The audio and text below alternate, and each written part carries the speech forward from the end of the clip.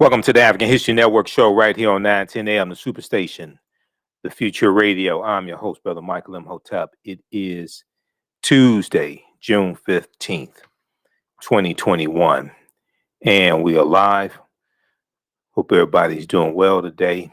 It's been a very, very busy day. A lot going on. I'm getting ready to head to Atlanta for the 9th annual Juneteenth Festival, Music Parade and Festival.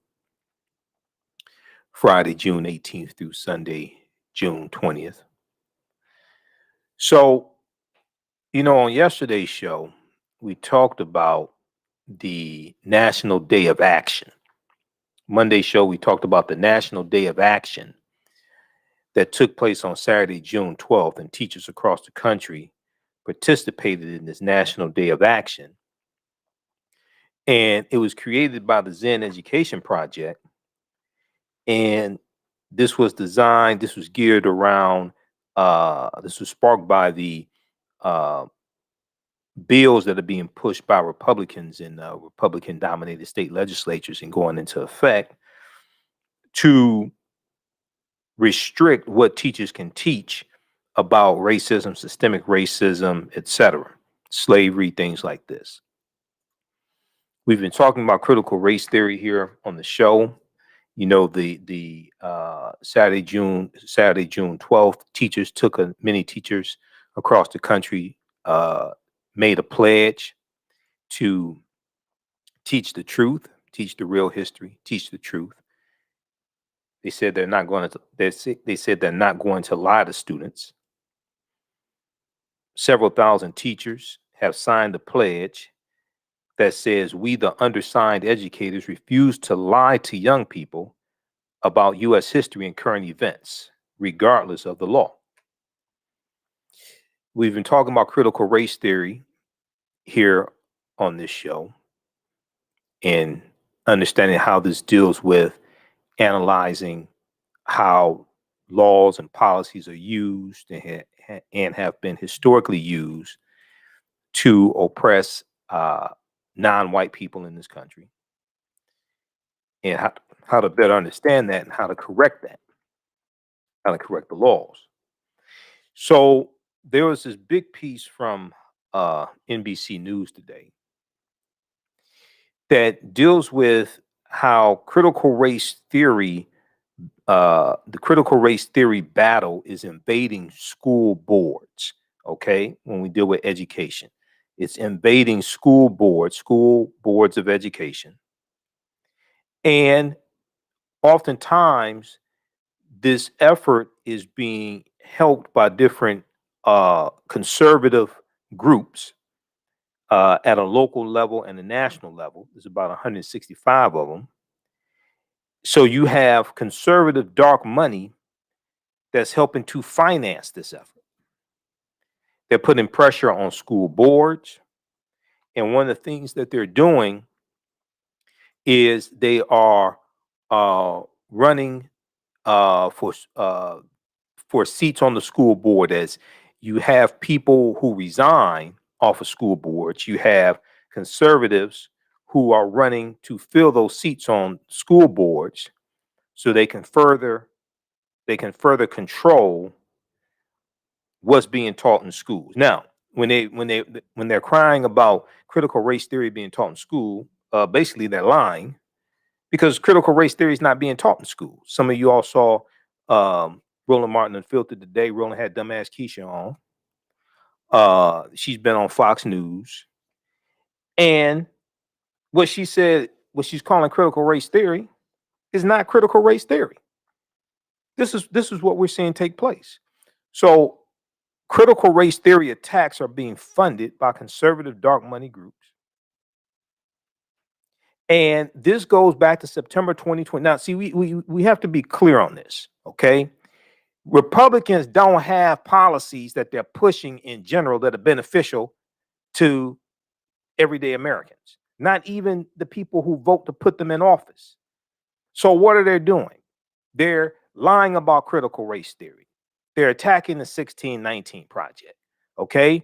You got Tim Cotton. Senator Tim Cotton just introduced a bill. He wants to defund federal funding to teach 1619 project in schools, things like this. They don't have policies. They got 380, almost 400 bills in state legislatures, voter restriction bills. They don't have policies that they're pushing that are actually beneficial in general for people. Okay, so they have these culture war issues. This is their game, and this is all geared towards the 2022 midterm elections, when a lot of people go to sleep and think midterm elections are not important. Oh, yes, they are. You got it's over 20 seats in the U.S. Senate up for re-election, and all 435 seats in the House of Representatives are up for re-election. Midterm elections are extremely important. Problem is, oftentimes we don't understand how important midterm elections are. So this is all geared towards ginning up their base on midterm elections, dealing with culture wars because they don't have any policies that are beneficial that they're pushing. Okay, and that's what this is about. When you look at Fox News, there was a piece from Mediaite that came out today, and it deals with Fox News. Fox News has mentioned critical race theory nearly 1,300 times in the past 3.5 months. Critical race theory has been around for 40 years. What's that about? Fox News has mentioned critical race theory nearly 1,300 times in the past 3.5 months. Critical race theory has been around for 40 years. They act like they discovered something. What is this about? This is about 2022 midterm elections.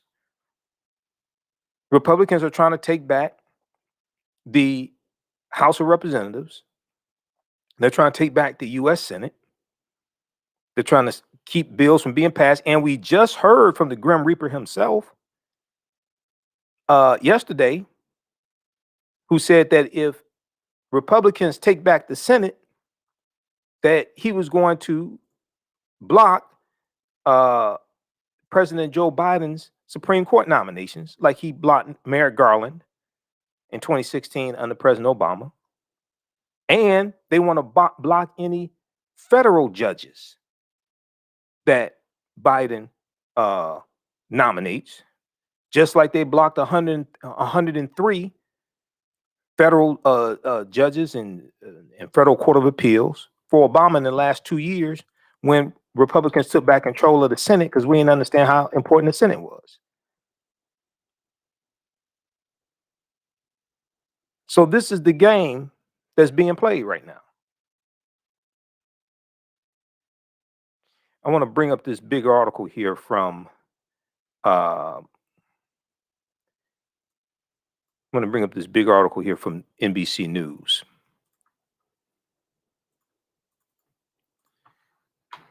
There's 17 pages. I printed it out. Critical race theory battle invades school boards with help from conservative groups. This is dark money behind this. Now, you got simple Simon ass people running around telling us don't vote. We should ask who's funding them. We should ask who's funding the black people who keep telling us don't vote. While there's a concerted effort to suppress the African American vote with voter restriction bills, and then another attack on the type of history that can be taught in schools.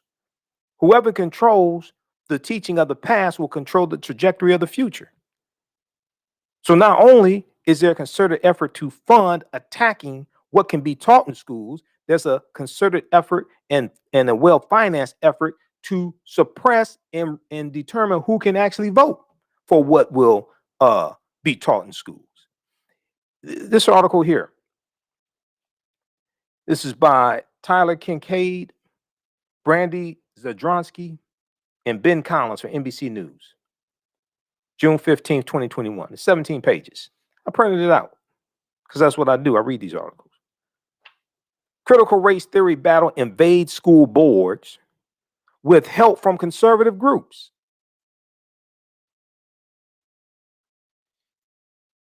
In towns nationwide, well-connected conservative activists and Fox News have ramped up the tension in fights over race and equity in schools. Fox News is helping with this.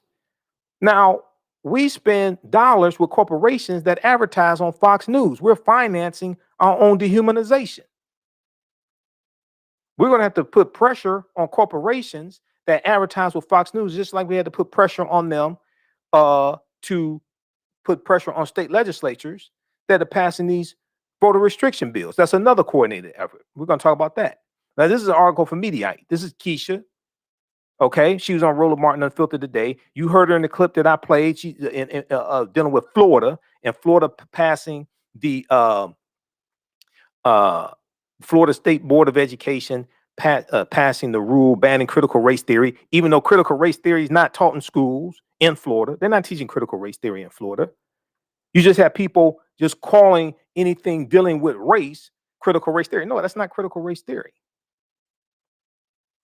Fox News has mentioned, Fox has mentioned critical race theory nearly 1,300 times in the past 3.5 months, with mentions doubling month over month. The critical race theory boogeyman is exploding on Fox News. Well, they got a lot of white supremacists over on Fox News. What do you expect? That's Trump TV. Critical race theory, to those who can actually define it, and most of these conservatives can't define it, is an academic and legal framework that examines the impact of systemic racism on American society. They don't want to deal with systemic racism because they're lying and saying systemic racism doesn't exist, most of them. Like Senator Lindsey Graham, who then attacked the $4 billion in debt loan forgiveness and loan forgiveness for African American farmers and Hispanic farmers and farmers of color. He called it reparations. He said it's racist, and he called it reparations. He said that on Fox News, white nationalist TV, Fox News, the Fox News Network, white nationalist TV. For conservatives, however, it's the latest boogeyman they can use to scare people into thinking Americans' children are being indoctrinated by quote unquote woke leftist teachers. Now, some of these same white people complaining are some of the same people who have Confederate battle flags. They were some of the same people to show up to NASCAR races with Confederate battle flags.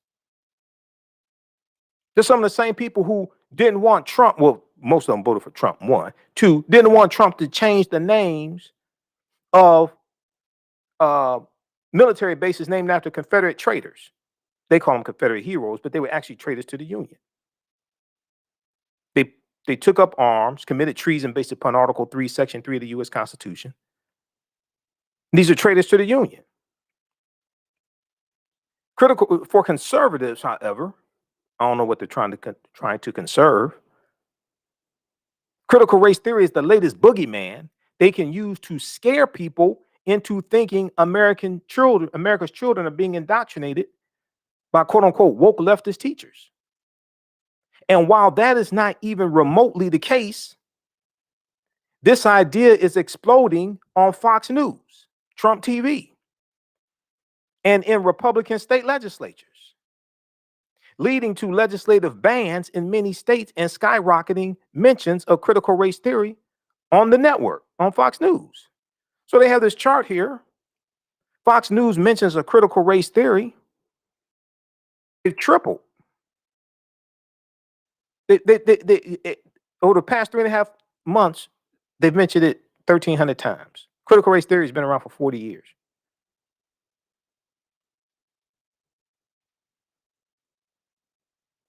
As Media Matters has previously noted, Fox News' current obsession with critical race theory has been a year in the making. Oh, you mean this was planned? You mean this didn't just fall out the sky? You mean this was planned? What once was a slow trickle of monthly mentions has developed into a full-blown assault.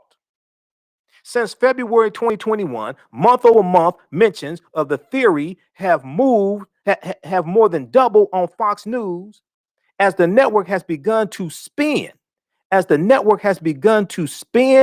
illusion of what it is, or what critical race theory is, and where it's being taught. In reality, critical race theory is not generally taught in K through 12. Coverage of the theory sharply increased in March 2021 with 107 mentions on the network, according to data from Connecticut, KINETIQ, Media Monitoring Service. The following month, network figures and guests mentioned it 226 times. And by May 2021, the number had increased to 537 mentions. Now, this is the same network where you got hosts who are downplaying the insurrection because some of them incited it. This is white nationalist TV right now that's taking place. We're going to deal with this on the other side of the break. We'll also talk about Juneteenth becoming a national holiday. The Senate passed a bill. Even when white supremacists like Ron Johnson didn't object to it because he knew it would be bad for business. You listen to the African History Network show right here on 910 AM Superstation, the Future Radio. I'm Michael Imhotep. We'll be back in a few minutes. Stand by. We'll be back from break in 4 minutes. How's everybody doing? All right, everybody share this broadcast on social media platforms. Invite your friends to tune in. If you like this type of information, you can support the African History Network, $ the AHN show through Cash App, $ the AHN show through Cash App. Also through PayPal, paypal.me/the AHN show, paypal.me/the AHN show. Stand by, back from break in 3 minutes.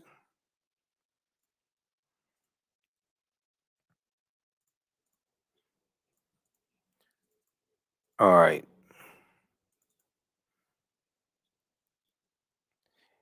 Okay, and you all can still register for the online course that I teach on Saturdays, Ancient Kemet, the Moors, and the Maafa.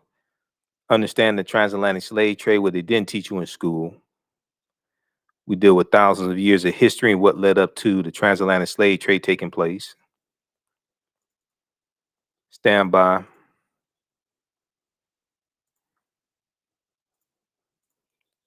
Okay, who we have here? We got Lori, Paul, Shanine, Dwayne, Becky, Michelle, Corey, Lawrence, just a few of the people watching. How's everybody doing? Daryl, stand by.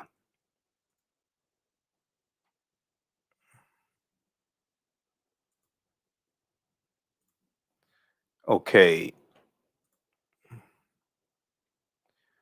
All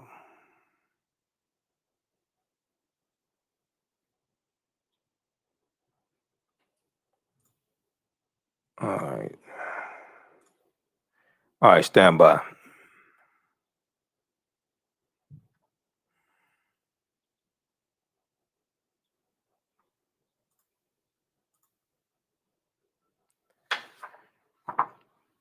All right, back from break in 2 minutes.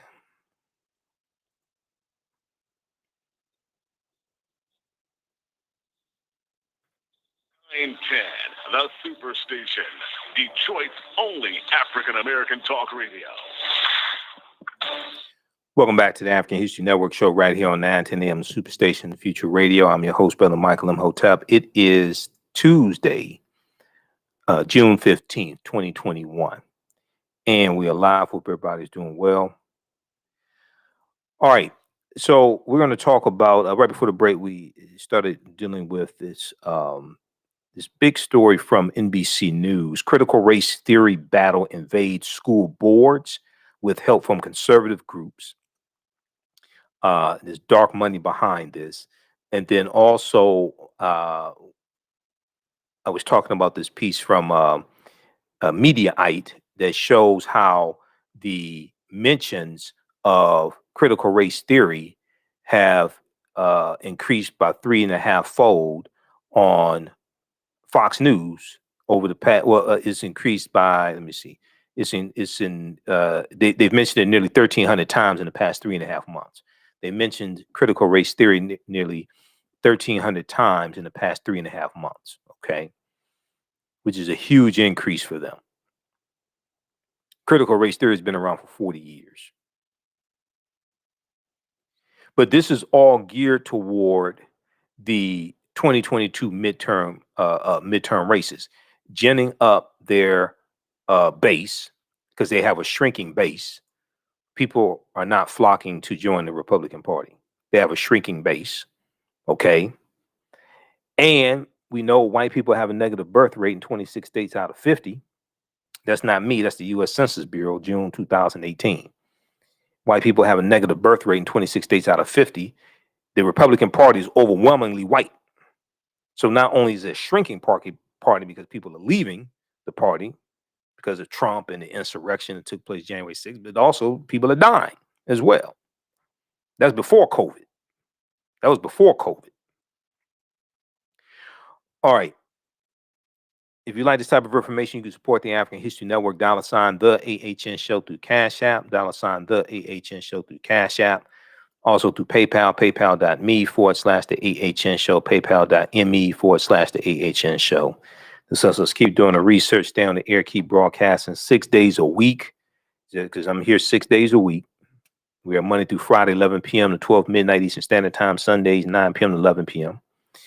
And then I'll be in Atlanta for the Juneteenth Festival. I'll be speaking there, so this will help me get to and from Atlanta because I have to pay my way to Atlanta, pay my way back. So this helps stay on the air, keep broadcasting, cover some of the bills. And it's $ the AHN Show through Cash App. These other ones here are fake. Somebody set them up. They've been stealing money from us, so I already reported them. Ours, my name, it shows my name, Michael, and it shows my picture there. Okay. All right, and then we'll talk about Juneteenth becoming the Senate, the U.S. Senate voted today to make Juneteenth a federal holiday. Next, it goes to the House of Representatives. It's expected to pass the House since Democrats are in the majority in the House. And then has to be signed into law by President Joe Biden. So we're going to talk about Juneteenth a little bit. And I'll be doing two fantastic Juneteenth presentations in Atlanta. I'm speaking there Saturday and Sunday, 3 p.m. to 4 p.m. at the amphitheater. And the whole festival is free and open to the public. But Juneteenth is about to become a national holiday, but we have to correct the history because there's some misunderstandings about Juneteenth. Okay. And I'll be doing I'm doing a new Juneteenth presentation. It's about 2 hours, something like that. So we'll have that available Wednesday. It'll be on our website, AfricanHistoryNetwork.com. We'll send out an email blast so you can order it. We'll have it on DVD and digital download. So let's go back to this here. Now, on the African History Network show, we focus on educating, empowering, and inspiring people of African descent throughout the diaspora and around the world. Because right now, it's corrects wrong behavior, what you do for yourself, what you do to yourself, and what you allow other people to do to you and get away with is based upon what you think about yourself. What you think about yourself is based upon what you have been taught about yourself. What you've been taught about yourself is based upon everything you've read, heard, and seen about yourself. So when you control the radius of a man or woman's thoughts, you can control the circumference of his or her actions, because the mind can't do or teach what it doesn't know. So we do with a number of different topics here. We deal with current events, history, politics, education, economic empowerment, entrepreneurship, relationships, love, sex, health issues, and much, much more. Sign up for our email newsletter. Text the word Kemet, Kemet, the 22828 to sign up for our email newsletter. Also visit our website, AfricanHistoryNetwork.com, AfricanHistoryNetwork.com. All right, if we go back to this piece here from Media Matters. This is Media Matters, not Mediaite. Media Matters. Fox has mentioned critical race theory nearly 1,300 times in the past 3.5 months, with mentions doubling month over month. The critical race theory boogeyman is exploding on Fox News. This is from June 15th also. So coverage of the theory sharply increased in March with 107 mentions on the net on Fox News, according to data from Kinetic Media Monitoring Service. The following month, network figures and guests mentioned it 226 times. In May, the number increased to 537 mentions. Not even halfway through June, there has already been 408 mentions on Fox News. Now, just last week, Fox mentioned critical race theory a record 244 times, an increase from the previous record high of 170 mentions the week before. So you have to ask the question, what is all this about? Well, I already know what it's all about. I'm telling you. Now, Fox News has admitted its reason for this souped up coverage. The 2022 midterm elections. Oh, but I thought it didn't vote. I thought it didn't matter who you voted for. Why are they worried about the 2022 midterm elections? Why are they so worried about that? Why are they so worried about promoting the big lie and passing these voter restriction bills? Why are Republicans writing these voter restriction bills and pushing to pass these voter restriction bills if it doesn't matter who you vote for? Why don't they just let us vote? It's the same thing that happened in Mississippi in 1890 at the Mississippi State Convention. What did Judge Calhoun say? What did Judge Calhoun say? He said we're here to exclude the Negro. Let me pull that one up. We still have it up. I think I still have that article up. This was the plan in Mississippi to keep African Americans from voting. It's called the Mississippi Plan. The Mississippi Plan. Hold on, let me pull that one back up. We came here to exclude the Negro.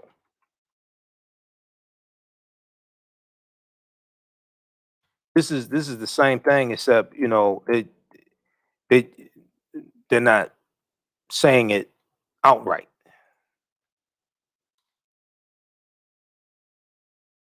That was an article from the Washington Post. The Mississippi Plan. This one right here.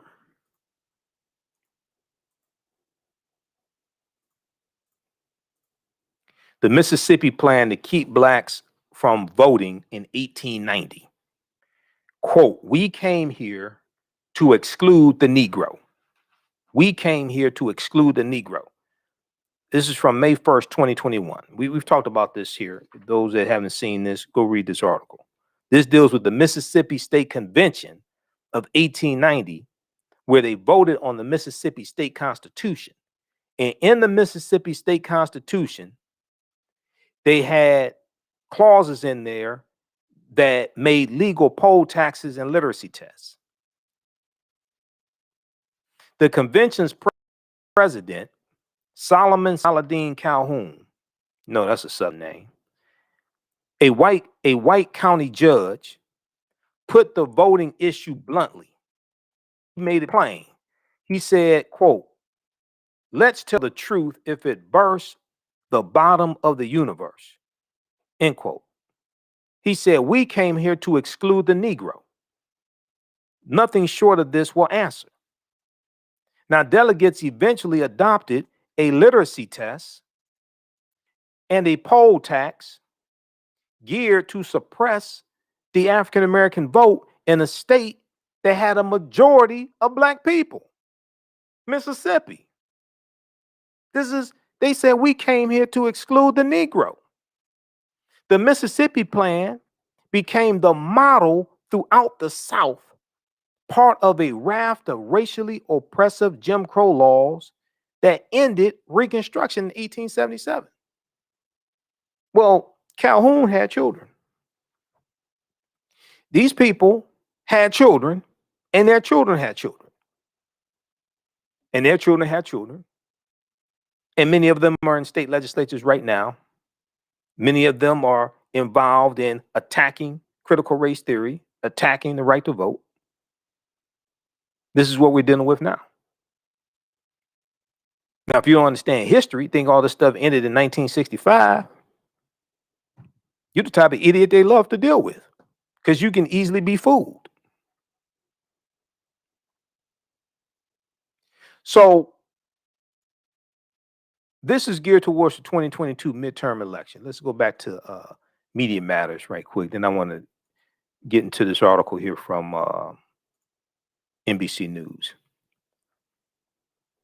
Fox has admitted its reason for its souped up coverage of critical race theory, the 2022 midterm elections, they said. And in order to drum up outrage, the network has repeatedly amplified a lie that critical race theory teaches one race is inherently superior to another race. Now, if they keep telling that lie, you know, this is a phrase called a hit dog will holler. Is it because they subconsciously, tacitly think they are superior? And they don't want you to teach that because then that draws attention to the fact that subconsciously, tacitly, they think they are or superior, think they are superior.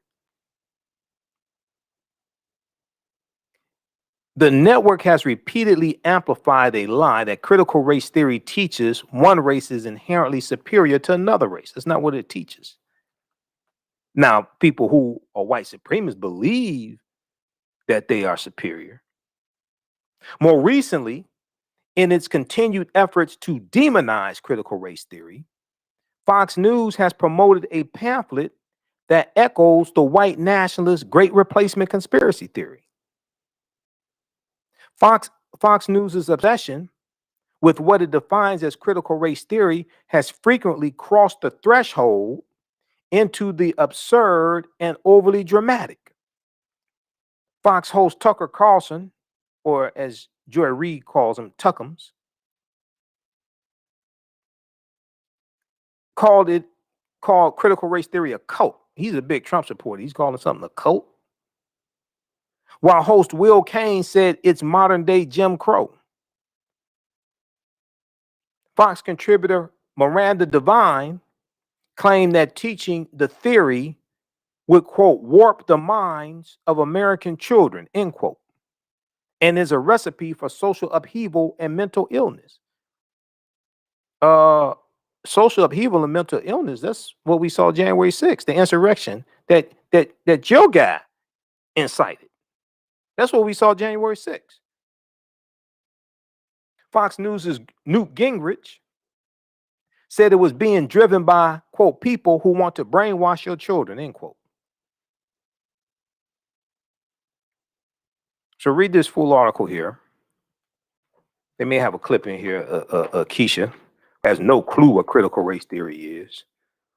If you go watch she was on Roland Martin Unfiltered today. They did like 30 minutes with Keisha. I think Keisha's single too, to tell you the truth, because ain't no brother putting up with that. But anyway, Fox has mentioned critical race theory nearly 1,300 times in the past 3.5 months. June 15th, 2021. Okay, so we got that one. Now, this huge article, this huge piece from NBC News today. Critical race theory battle invades school boards with help from conservative groups. So they talk about this school in Maine. Okay. Jeff Porter, superintendent of a wealthy suburban school district in Maine, had no idea that his community was about to become a national battle when in the summer of 2020, a father began accusing the district of trying to, quote unquote, indoctrinate his children by teaching critical race theory. One, they weren't teaching critical race theory. Two, indoctrinated is one of the buzzwords these people use. Okay. Now, a lot of this is backlash to the protest that took place in June 2020. The Black Lives Matter protests around George Floyd. A lot of this is a white backlash to that. And they were and they've been looking for something to galvanize support because they're losing Republicans. They're dying, and Republican parties are shrinking parties, not growing. We talked about the piece from, when was this? May 10th, 2020, which gives you some background information on how all this bubbled up. How Trump ignited the fight over critical race theory in schools. Republican lawmakers across the country have proposed bills to ban critical race theory in K through 12 schools. Here's what it really means. Read this full article, okay? Because what happened, this goes back to September 2020, when Trump, and see, the whole 1776 project was part of this, because it was the backlash to the 1619 project. But in September 2020, Trump did an executive order that banned it was some type of diversity training in like the military and for federal employees. Okay, that's what really started all of this. Hold on, where is that?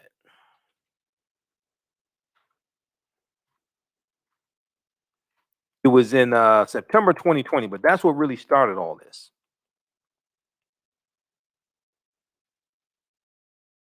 The proposed policies mimic President Trump's September 2020 memo ordering the Office of Management and Budget to stop funding training on critical race theory for federal employees, calling it a propaganda effort. That's what this goes back to. September 2020.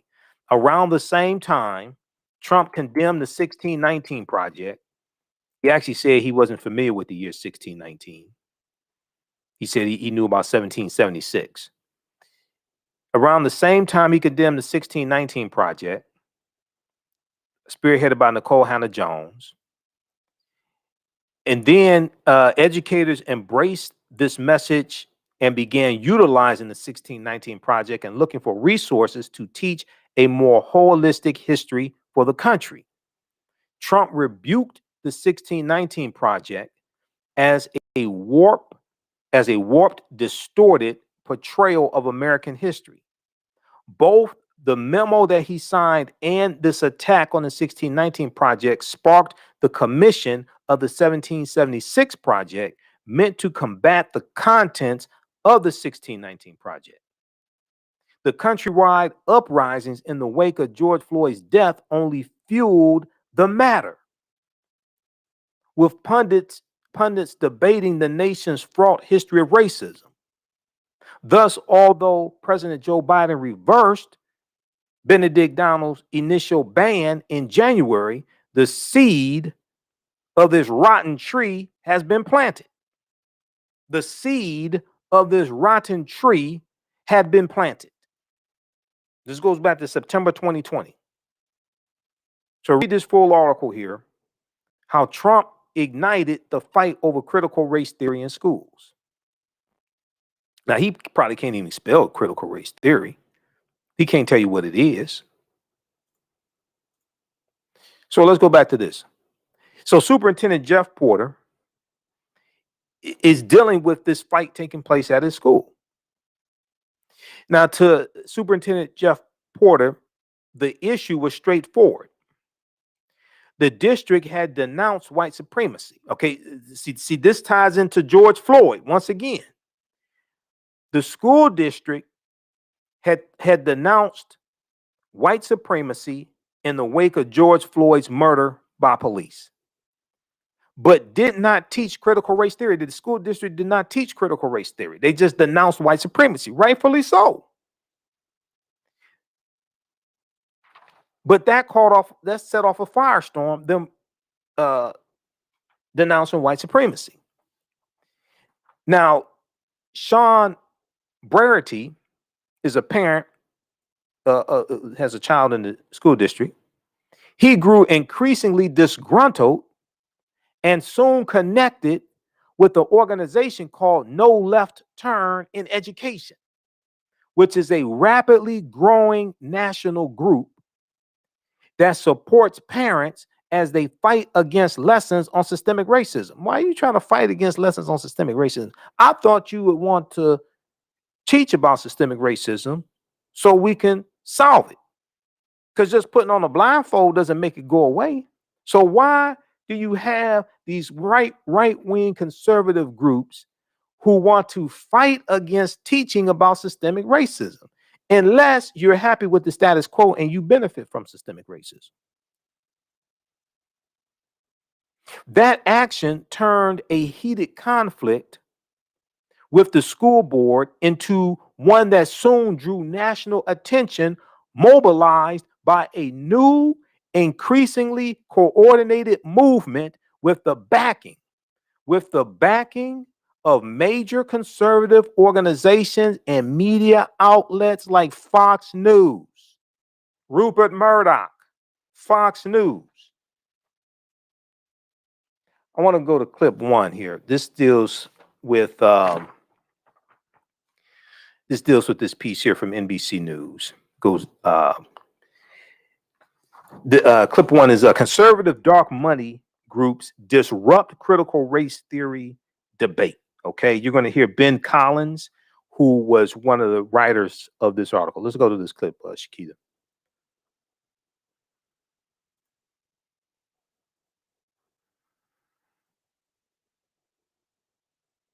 Groups are now pushing the critical race theory debate on a local level, a hyper-local level. This comes as at least 4 states have passed legislation banning lessons about race in the classroom, and the number of states considering the ban continues to rise. An NBC News analysis found at least 165 local and national groups are fueling this discussion among parents and teachers. Recent polling from the Heritage Foundation shows nearly 40% of parents don't know what critical race theory is. Another 25% say they are unsure. NBC News senior reporter Ben Collins joins us now with his reporting on this. Ben, good morning. So your article that just came out this morning, I believe, was fascinating, and it takes a closer look at this movement. So first, explain what you mean by these dark money groups for somebody who just is sort of, spooked by that term. And then also walk us through what's actually happening on these school boards. I mean, I know we've seen meetings swarmed by activists, and in some cases, these groups are aiming to take out the whole board. What's happening? Yeah, so the dark money groups are, coalitions of people backed by what they say are pro bono lawyers, sometimes people funding these initiatives on the local level. So, you might be wondering why this has taken over your town. In a lot of cases, it's from the top down. It's from the national political level down to your town. That's what happened. We covered this happening in Maine, in Cumberland, Maine, where there's a man who's had a year-long fight with their local school district, where he was having this thing called Freedom of Information Act requests filed. Over 54 of them filed against the school district, which allows them to go through their emails and pull out everything they've ever done on that thing. That cost thousands of dollars. That was funded by a national group called No Left Turn in Education.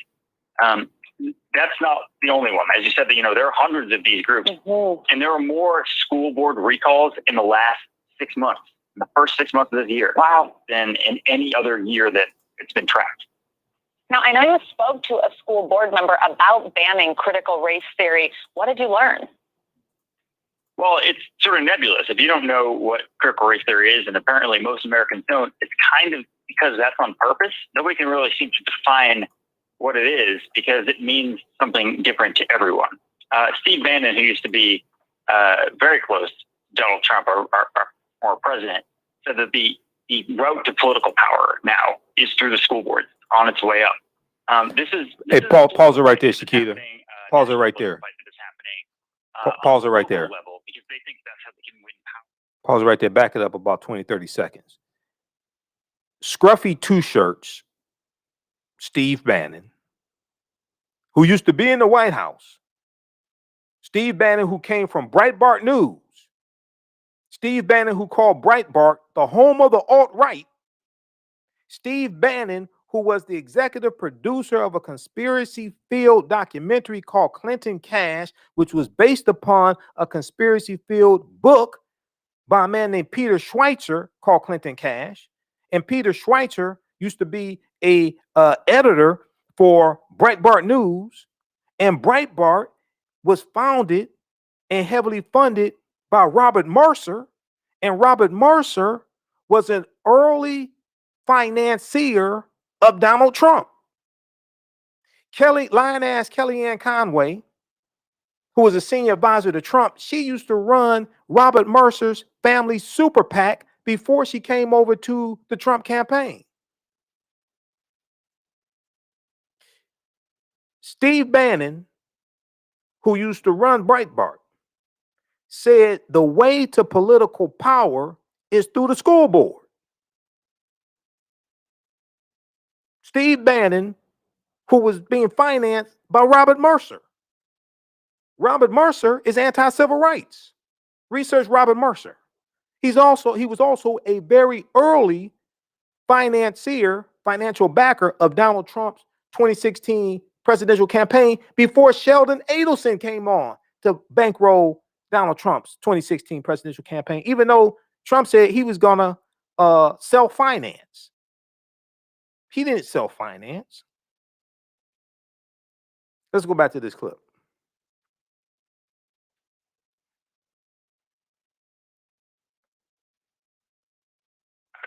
National political fight that is happening on the local level, because they think that's how they can win power back, is to go through sort of like the Tea Party did 10 years ago. Go back up about a minute. I want you to back up about a minute or so. I want him to talk about Steve Bannon again. Okay, it's important for people to hear this. Steve Bannon is saying the way to political power is taking over the school boards. Go ahead.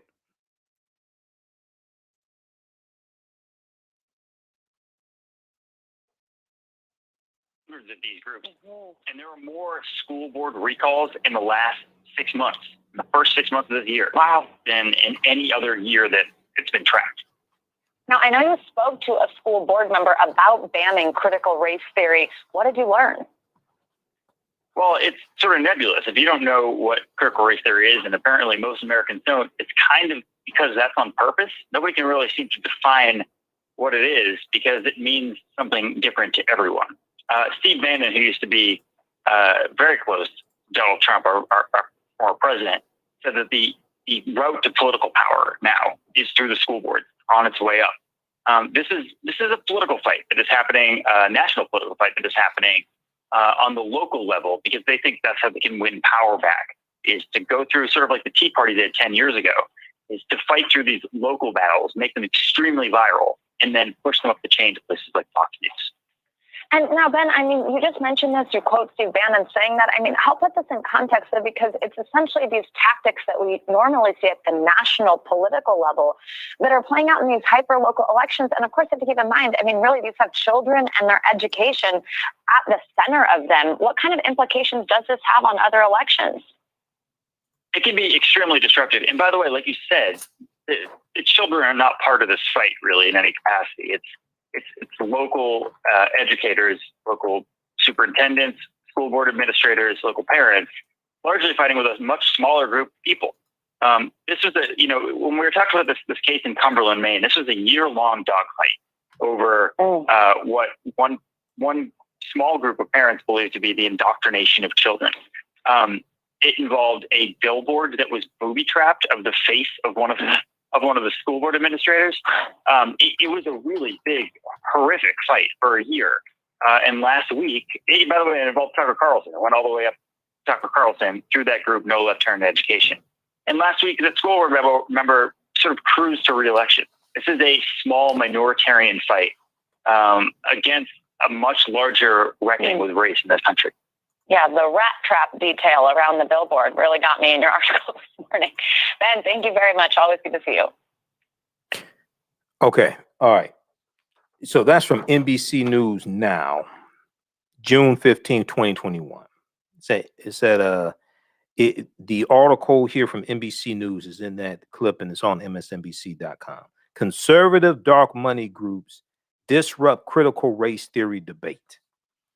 This article here, this is from the New Yorker from March 17th, 2017. The reclusive hedge fund tycoon behind the Trump presidency. If you don't know who Robert Mercer is, I don't know where you've been. I've talked about Robert Mercer a number of times. Robert Mercer was an early financier of Trump's 2016 campaign. Okay. He bankrolled him. Robert Mercer is also he's anti-civil rights as well. Read this article from the New Yorker. It's a long article. The reclusive hedge fund tycoon behind the Trump presidency. Robert Mercer also financed Breitbart News.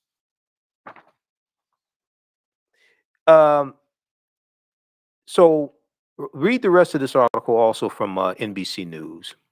Now, they talk about dark money here, okay? Critical race theory battle invades school boards with help from conservative groups. They talk about dark money here. Well-connected conservative activists and Fox News, owned by a billionaire, Rupert Murdoch, have ramped up the tension in fights over race and equity in schools. Well, we talk about dark money also in this other piece that we dealt with before here on the show. This is from Mother Jones.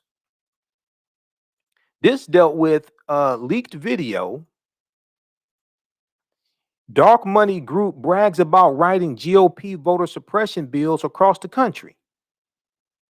This is Jessica Anderson, who heads up the Heritage Project, which is an arm of the Heritage Foundation.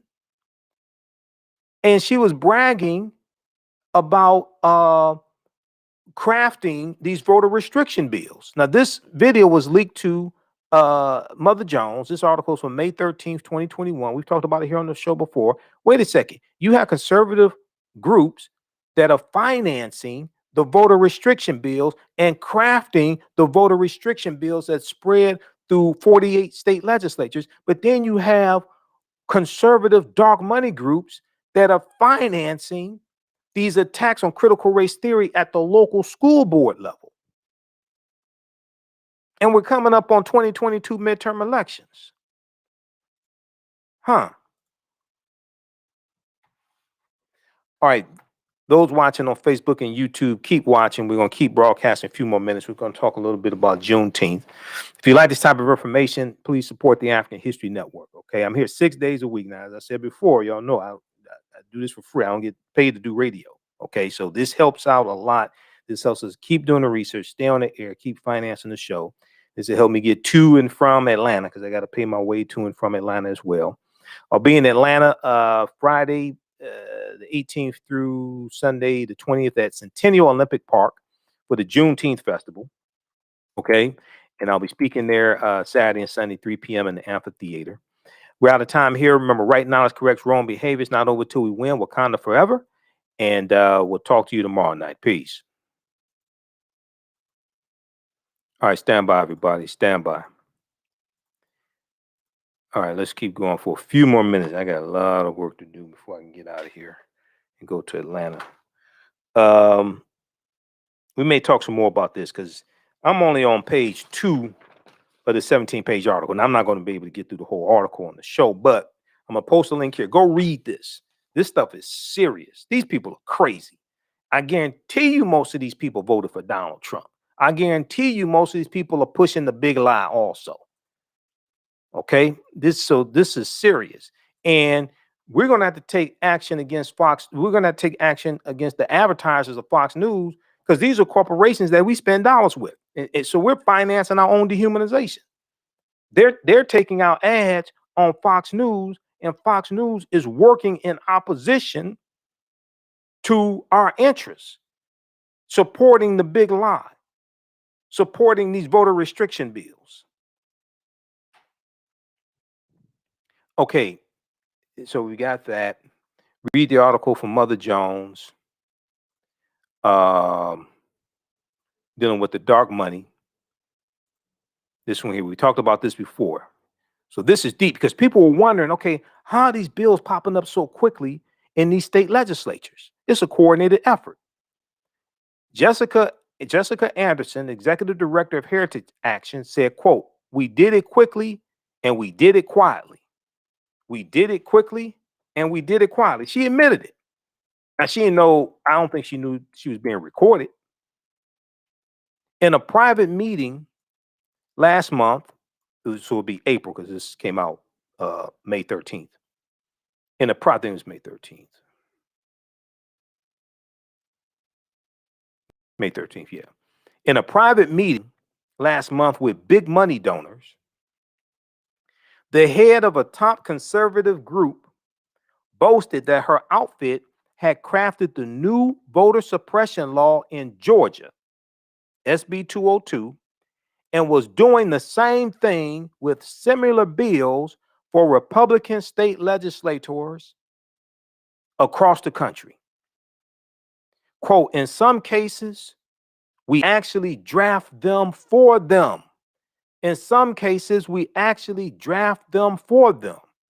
Quote, or we have a sentinel on our behalf give them the model legislation so it has that grassroots from the bottom up type of vibe. End quote. This is what Jessica Anderson said.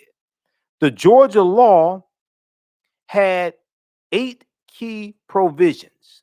The Georgia law had 8 key provisions that the Heritage Action wanted. Jessica Anderson, the executive director of Heritage Action for America, a sister organization of the Heritage Foundation, told the foundation's donors at an April 22nd gathering in Tucson, Arizona. In a recording obtained by the watchdog group documented and shared with Mother Jones. Those 8 key provisions included policies severely restricting mail ballot drop boxes, preventing election officials from sending absentee ballot request forms to voters, making it easier for partisan workers to monitor the polls, preventing the collection of mail ballots, and restricting the ability of counties to accept donations from nonprofit groups seeking to aid in election administration. Read this article. Leaked video, dark money group brags about writing GOP voter suppression bills across the country. This is Ari Berman. Ari Berman has written a series of articles dealing with voter suppression over the past few years.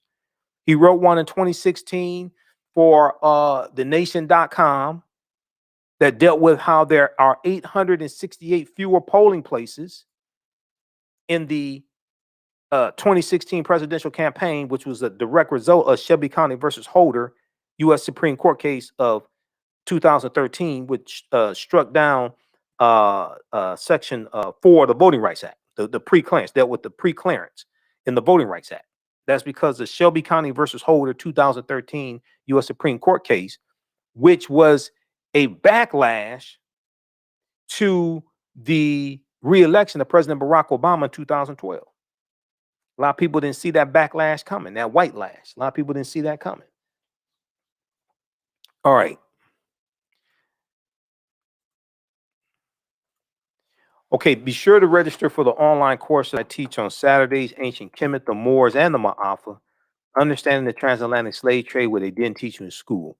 We deal with thousands of years of history and what led up to the transatlantic slave trade taking place. Last Saturday, our guest speaker was Dr. David Imhotep, author of the book, The First Americans Were Africans, Documented Evidence.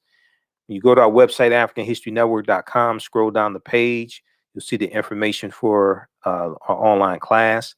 It's a 10-week online course that I teach. I do a PowerPoint presentation. We have book articles, video clips, book references, etc., guest speakers. It takes you to the next page. Click right here on enroll.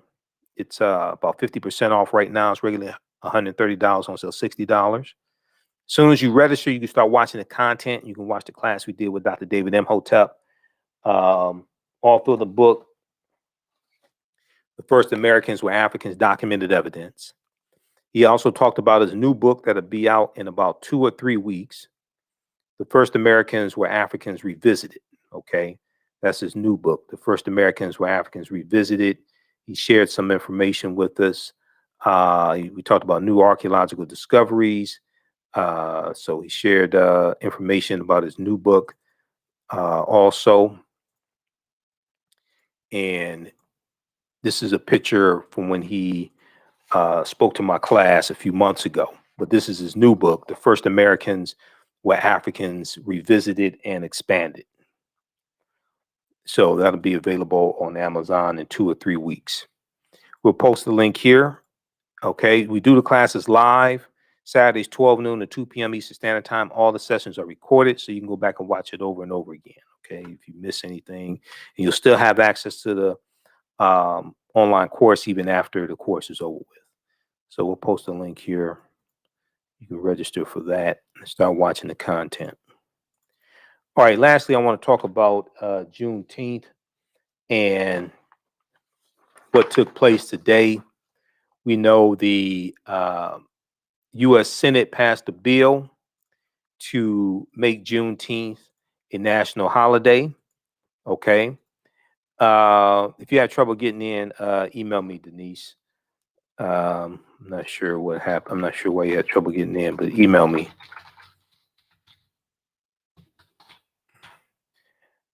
All right. So we know that the U.S. Senate passed a bill to make Juneteenth a national holiday.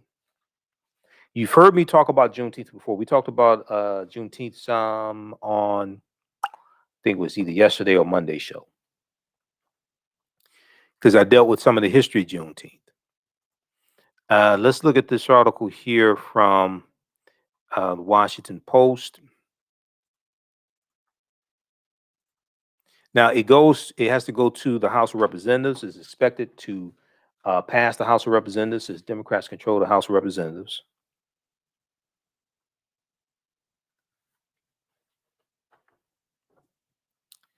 And then it has to be signed into law by President Joe Biden. Senate passes bill to make Juneteenth Day commemorating the end of slavery a federal holiday. Now, I said that, we have to correct the history, because like last year in 2020, and more attention was given to Juneteenth by mainstream media, partly because of Donald Trump. Some of it had to do with the protests taking place, but partly because of Donald Trump. But we have to correct the history as well, dealing with Juneteenth and the misunderstanding here. So let's look at this article quickly. The Senate on Tuesday unanimously passed a measure that would establish a federal holiday for Juneteenth, the day that marks the end of slavery in Texas. See, that's not exactly accurate. This is one of the things I deal with in my lectures dealing with Juneteenth. That's not exactly accurate, because you had slave owners who kept the word from the delivery of General Order Number 3 that was delivered by Major General Gordon Granger, June 19th, 1865 in Galveston, Texas. You had some slave owners that kept word from them that the Civil War was over and the Emancipation Proclamation was issued, and the slaves were free. Okay. Now this is before the 13th Amendment. It's the 13th Amendment that's ratified December 6, 1865, that actually frees the slaves. Okay. This right here is after the Civil War is over with. When the Emancipation Proclamation is first issued,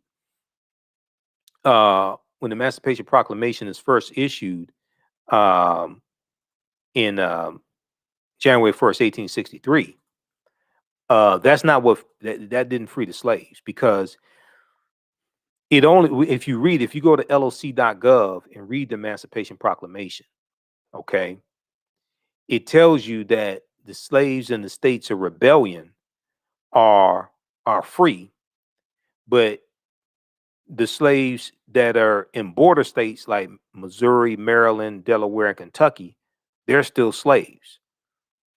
Okay, and the slaves that it didn't apply to slaves in Union states. It only applied to states in rebellion. Well, the Confederacy set up their own government. They broke away from the Union, set up their own government, set up their own monetary system, set up their own constitution based upon the U.S. Constitution.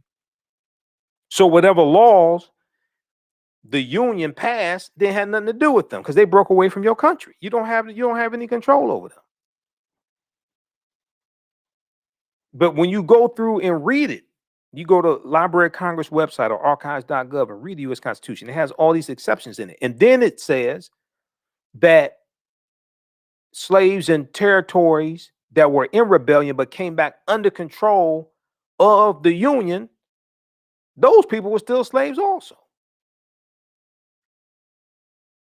So the Emancipation Proclamation was a military strategy to rob and deprive the Confederacy of its most valuable asset, its enslaved Africans, who they were using to wash clothes and dig ditches and dig trenches and cook food and do all type of work surrounding the war. It was a military strategy. So if we look at this, so I'm for celebrating Juneteenth, but we have to use this opportunity. We have to use this celebration Juneteenth, especially with it becoming a national holiday. We have to use it to teach the correct history, the correct record, to teach the correct history. Okay. One, slavery didn't end then. Okay. Most of them are going to be freed because of the 13th Amendment. Yes, this is after the war ends, after the Civil War ends, June 19th, after the Civil War ends. Civil War ends basically April 1865. But you're going to have some slave owners in Texas who are going to keep their slaves for another season and keep word away from them of General Order Number 3. So they can get, it's believed, so they can get another season of work out of them. Then you're going to have some Native American nations, the Choctaw, Chickasaw, Creek, Cherokee, and Seminole Indians that all own African slaves. You're going to have some of them that keep their slaves to 1866 and 1867. Because this is one of the stipulations of the Black Freedmen Indian Treaties of 1866. Okay, that give land and to the former slaves of these Native American nations, the Black freedmen, gives them citizenship, gives them all type of benefits, things like this. But one of the stipulations is you have to free those slaves. Some of them not going to be free to 1867.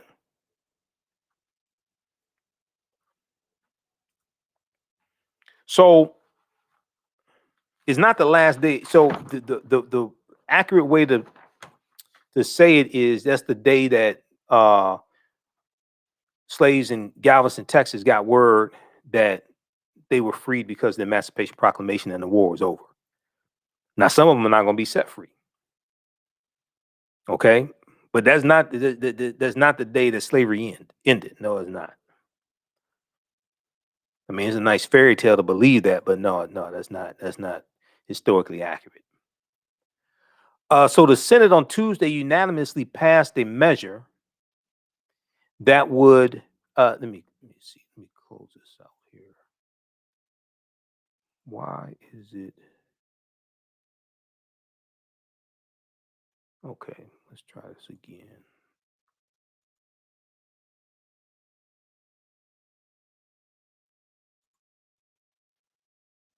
Let me bring this back up.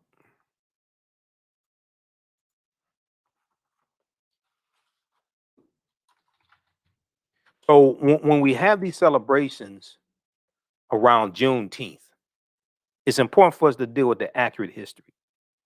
Okay. And we have to use Juneteenth. We come together, we have fun, we have family, things like this. It's a time for us to teach our real history, but push this on a national level.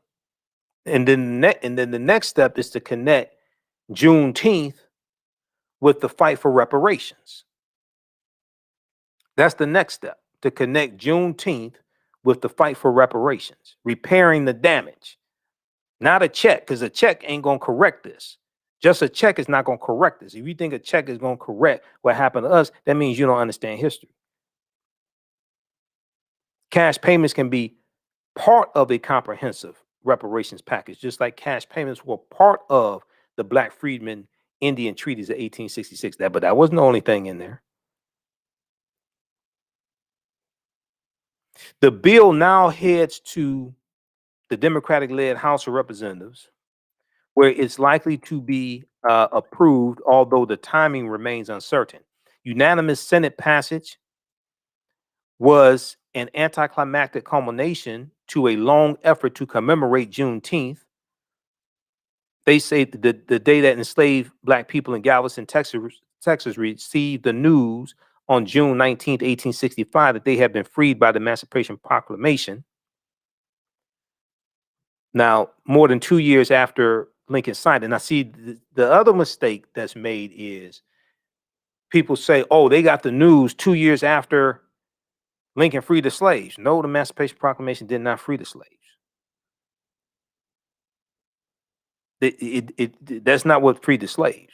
So the fact that they got it June 19th and Lincoln signed it 2 years prior, that ain't the issue. The argument I would make is, wait a second, Civil War is already over. Civil War, for all practical purposes, ended in April when General Lee surrendered to General Ulysses S. Grant. But it wasn't, oh, they got the word 2 years later, because especially in Texas, Texas was more far removed from the Civil War.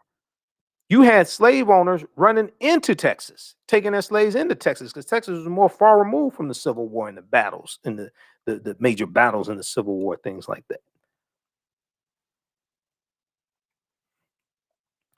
Senate Majority Leader Chuck Schumer said, and let me flip over here. He said Juneteenth commemorates the moment some of the last formerly enslaved people in the nation learned they were free.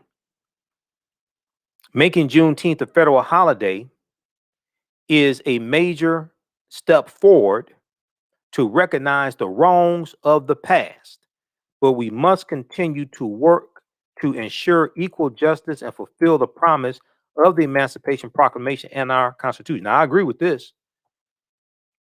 Making Juneteenth a federal holiday is a major step forward to recognize the wrongs of the past. I agree with that. You got to deal with the history. You got to get the history correct.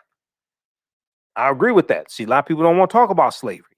This is an opportunity to have these conversations on a national basis, have historians deal with the real history. But Chuck Schumer went on to say, Senate Majority Leader Chuck Schumer went on to say, but we must continue to work to ensure equal justice and fulfill the promise of the Emancipation Proclamation and the U.S. Constitution.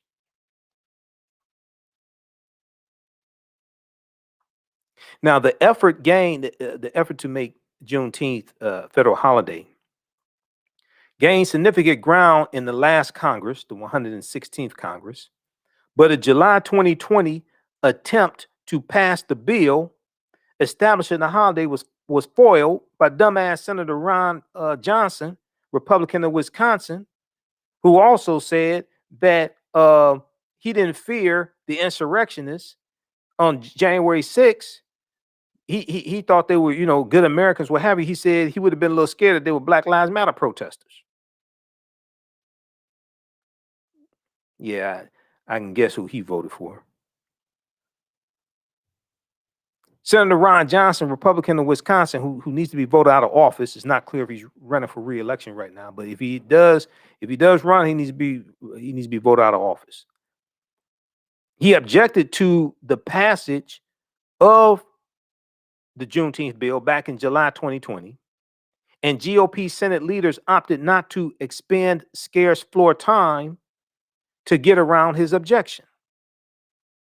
Now, Senator Ron Johnson objected to the cost of granting federal workers an additional paid holiday, and he proposed amendments that would offset the cost by either removing Columbus Day from the list of paid federal holidays or subtracting a day from federal workers' paid leave. That's why he objected to making Juneteenth a national federal holiday.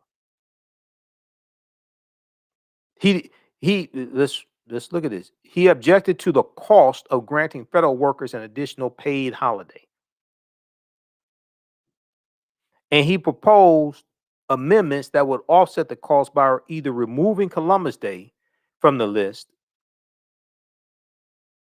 or a list of paid federal holidays, or subtracting a day from federal workers' paid leave. But you voted for Trump's $1.4 trillion tax bill. His tax. You voted for that.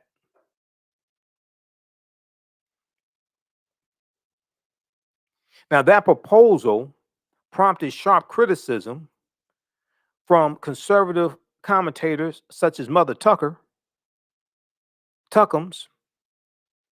the Tuckster, who last year accused Senator Ron Johnson and another Republican, Senator James Lankford of Oklahoma, of trying to cancel Columbus Day. Oh, we can't cancel a holiday dedicated to a white supremacist who inflicted genocide amongst indigenous people, but also who never came to this land we call the United States of America. Why the hell? Why are they celebrating the Columbus Day? Columbus never came to this land. The closest Columbus came to this landmass that we call the United States of America is Cuba, which is 90 miles away. Columbus never came here. That is because of the Italian influence from Italian Americans. So Tuckums is mad about canceling a holiday dedicated to a white supremacist man who inflicted genocide amongst indigenous people and African people, who helped to lay the foundation for slavery, racism, capitalism, and the exploitation of indigenous people. That sounds like Tuckums. In a statement Tuesday, Senator Ron Johnson said that while he remained concerned about the cost, which he pegged at $600 million a year, he did not intend to object again. Yeah, because you're going to look like a damn fool. That's why. You look like an idiot if you objected. You appear excusing insurrectionists who tried to overthrow the government, but you're going to block a Juneteenth bill.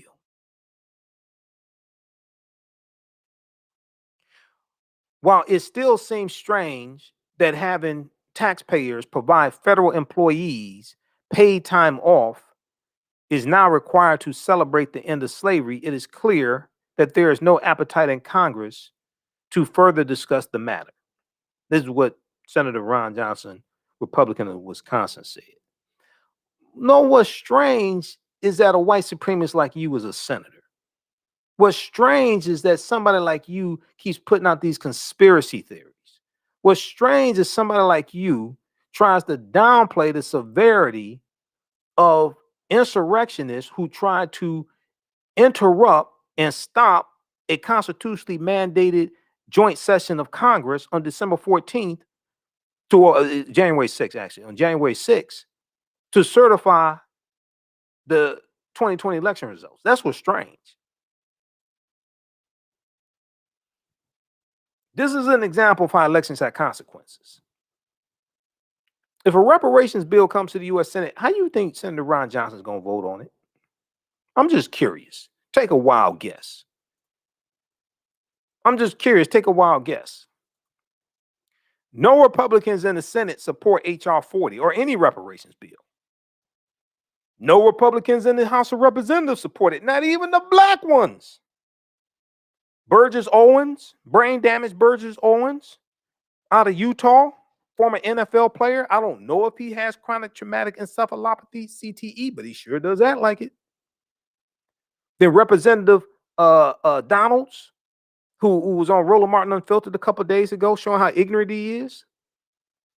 All the bills that African Americans are concerned about, he ain't voting for. He said he would vote for Juneteenth, though. He said he wasn't voting for H.R. 40. He said he didn't vote for the American Rescue Plan that will cut childhood poverty in half. That's going to give $4 billion in loan forgiveness to African American farmers, Hispanic farmers, Asian American farmers. He had the stimulus checks. It has money to reopen schools. Oh, the $1.9 trillion American Rescue Plan, he didn't vote for that. No, just be clear, no Republicans in the House or the Senate voted for the bill. Had money for restaurants to help restaurants recover. It had money for small businesses, all that. He didn't vote for that. He said the bill was garbage. He said he's not voting for HR 40. He said he's not voting for the George Floyd Justice and Policing Act. Well, he didn't vote for that. No Republican in the House of Representatives voted for the George Floyd Justice and Policing Act. He's black, phenotypically.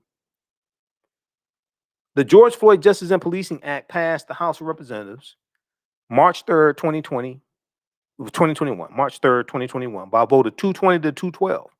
212 Republicans voted no. No Republicans in the House of Representatives voted for the George Floyd Justice and Policing Act after talking about how terrible it was what happened to George Floyd. So he said he didn't vote for it because of qualified immunity. Qualified immunity needs to be revoked. That goes back to that comes from the civil rights movement. Qualified immunity that needs to be revoked.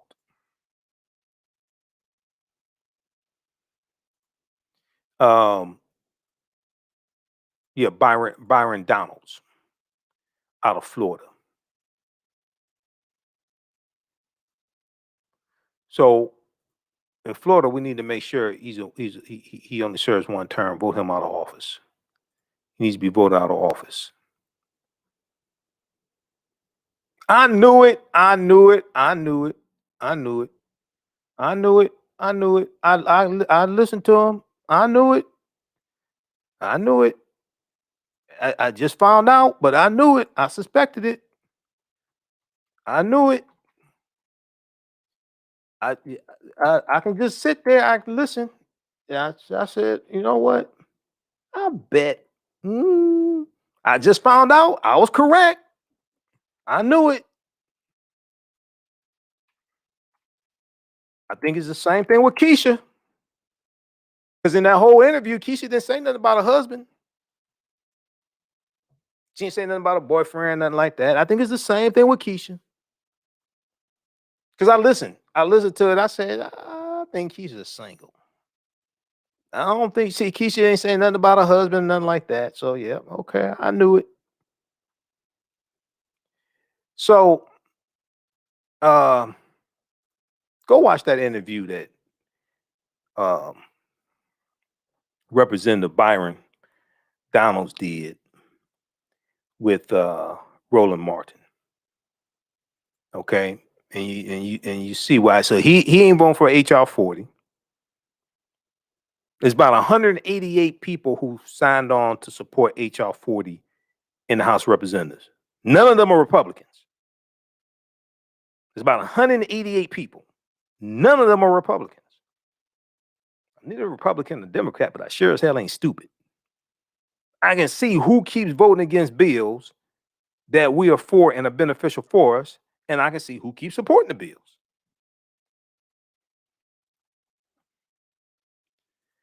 All right. Let's see here. Okay, so with Juneteenth, we have to deal with the correct history. We can celebrate Juneteenth, but see, last year in 2020, I really paid close attention because last year was the first year that you really started seeing all this media coverage. And a lot of it had to do with the fact that people were at home because of COVID, right? So people sitting at home watching television or they're out in the streets protesting. So then the George Floyd protest intersected with Juneteenth, and a lot of people learned about Juneteenth for the first time, because I'm watching some of the news coverage on it. It's like, y'all act like you just discovered Juneteenth, okay? So, but most of the outlets were saying, this is the day slavery ended and things like that. I'm like, no, that's not true. So we have to be clear on the history.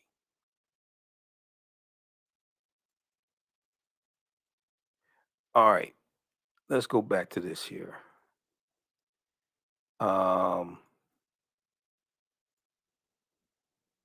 So while it still seems okay, this Ron Johnson.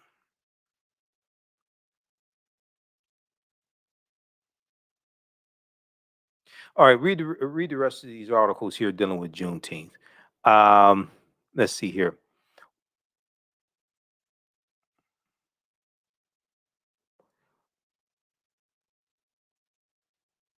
Okay, so Wade Henderson, interim president and CEO of the Leadership Conference on Civil and Human Rights, applauded the Senate for acting. He said, but holidays alone are not enough. That's true, but who said they were?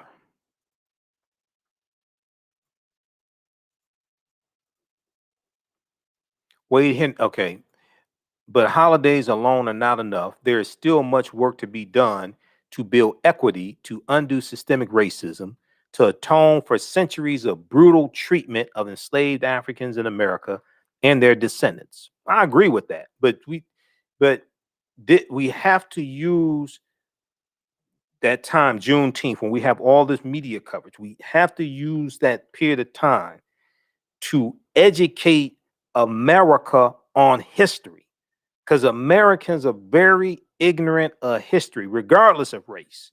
Americans are very ignorant of history. All you got to do is see the fight over critical race theory.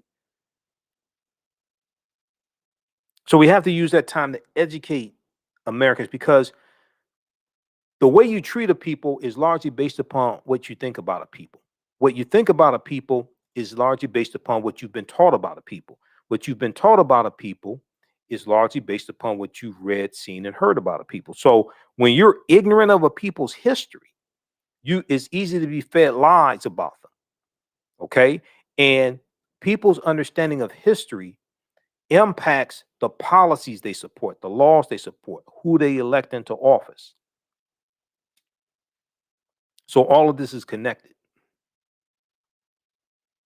All right, so read that article also from Washington Post. Now, other groups supporting the legislation, including the NAACP and the National Juneteenth Observance Foundation. Other groups supporting the legislation, the NAACP and the National Juneteenth Observance Foundation. NAACP supports HR 40 as well. You can Google it. Had somebody post before NAACP is against reparations. Where the hell you get that from? You could have Googled that and found that out in a minute. The House bill sponsored by Representative Sheila Jackson Lee currently has 166 additional co-sponsors, including 2 Republicans. Oh, they have 2 Republicans now? Because wait, hold on. I think they're talking about, no, I think, okay, I think they're talking about Juneteenth, the Juneteenth bill. They ain't talking about HR 40, because HR 40 has about 188 co-sponsors and none of them are Republicans. So so the House bill sponsored by Representative Sheila Jackson Lee, I think they're talking about the Juneteenth bill.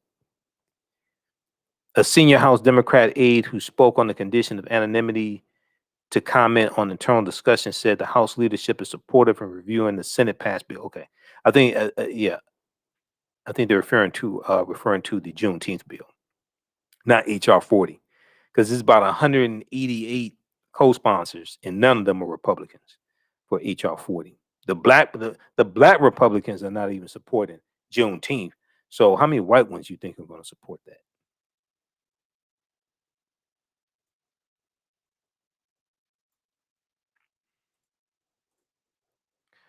Okay, so read that one here.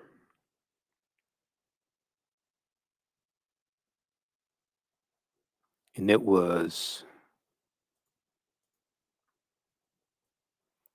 at the bottom here. They talked about Sheila Jackson Lee, but that is yeah,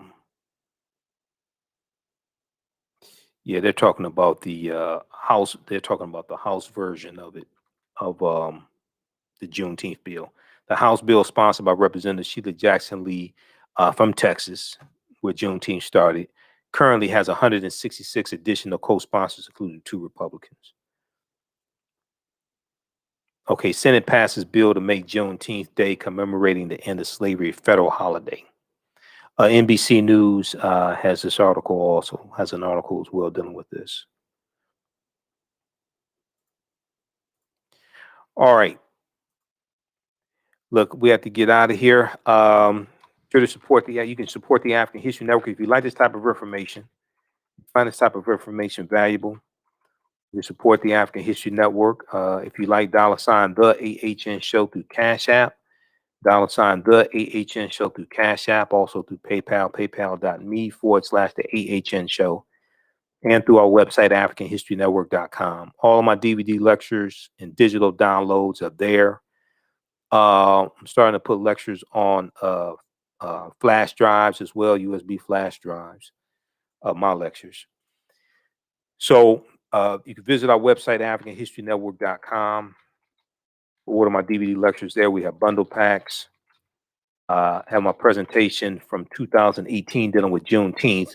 My new presentation on Juneteenth, we should have that. That should be on the website probably Wednesday evening or something like that.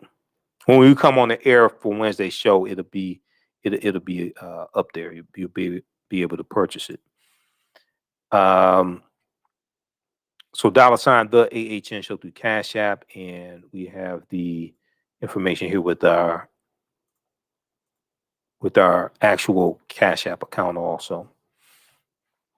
All right, we have to get out of here. Remember, the African History Network, we focus on educating, empowering, and inspiring people of African descent throughout the diaspora and around the world, because right now it's correct wrong behavior. It's not over till we win. Wakanda forever. We'll talk to you tomorrow. Peace. And I'll be in Atlanta for the Juneteenth Festival, June 18th through the 20th. Visit JuneteenthATL.com. JuneteenthATL.com for more information. The 9th annual Juneteenth parade and festival is free and open to the public. Good family events taking place at Centennial Olympic Park. It starts Friday, 2 p.m. It's 2 p.m. to 10 on Friday. Saturday, 10 a.m. to 11 p.m. The parade starts at 12 noon on Auburn Avenue on Saturday. Sunday, 10 a.m. to 8 p.m. Okay, these are long days for me. All right. So I'll see you all there. I have a vendor booth for all 3 days, and I'm speaking Saturday and Sunday. Should be 3 p.m. To 4 p.m. both days at the in the amphitheater. All right, right now, it's correct wrong behavior. It's not over till we win. Wakanda forever. We'll talk to you tomorrow. Peace.